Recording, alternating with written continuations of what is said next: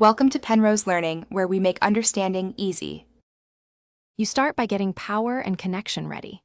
Charge the JBL Reflect Mini NC for at least 30 minutes so the battery won't interrupt pairing. This prevents mid-process dropouts.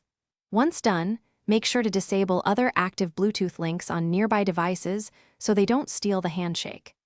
Press and hold the power button on the earbuds until the LED flashes. This forces the headset into pairing mode, which the phone will detect next.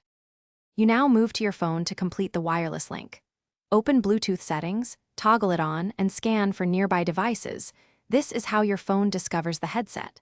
Tap the entry labeled JBL Reflect Mini NC and accept any pairing request that appears. This exchanges keys so audio and controls work securely. If prompted, allow microphone or media permissions so calls and playback function. Once paired, the LED will change. You finish by verifying everything operates correctly. Play music and test the microphone on a call.